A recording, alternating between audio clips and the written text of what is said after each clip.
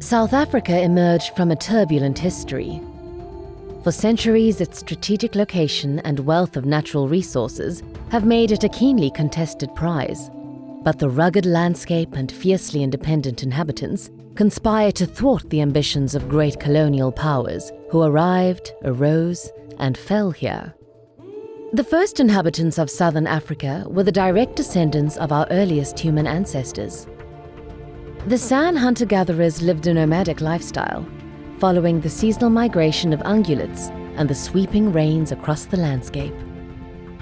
Some still live this way in isolated pockets of the Kalahari Desert, although encounters with Iron Age agriculturalists migrating from the north seduced others to pastoralist modes of life. These Khoikhoi hunter-herders interacted with the large mixed farming populations of the settled peoples with their complex hierarchical societies. Tombs and cities, trade posts and citadels attest to the civilizational heights of the Iron Age architects of Mapungubwe and Great Zimbabwe. Their mines extracted metal ore from the earth, and their sprawling trade networks trafficked in gold, glass beads, textiles, ivory, and salt. Beginning around the middle of the 1400s, Portuguese mariners began probing the African coast for a sea route to India. In 1497, Vasco da Gama made landfall at the southern tip of the continent before proceeding on to the east. And just over a decade later, Francisco de Almeida came ashore to replenish supplies and was killed after a raid on a Khoikhoi encampment.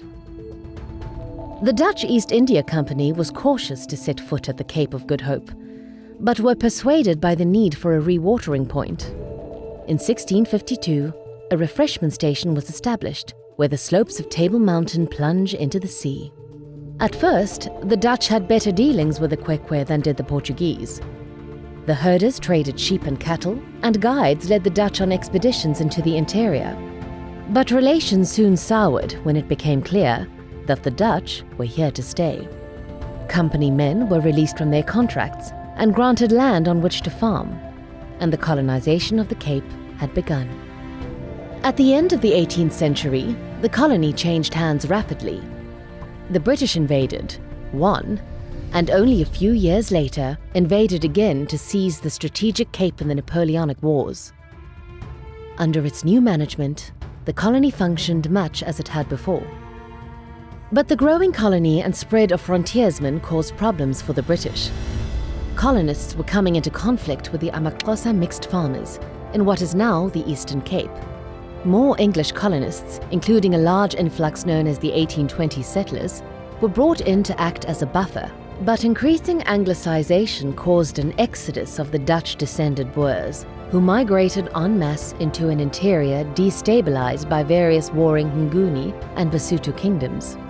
During the 19th century, the British themselves fought several wars of pacification, suffering defeats at the hands of both the Basotho clans and the Amazulu kingdom.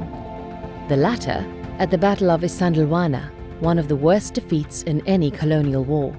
The Boers, meanwhile, had established two republics on the high veld of the interior, the sovereignty of which was challenged by the British in two wars after diamonds and gold were discovered.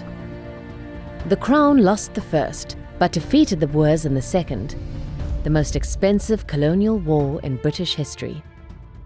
Under the control of a single power for the first time, following the annexation of the Boer republics, the British formed the Union of South Africa in 1910, bringing in so-called reforms that further oppressed and disenfranchised black people.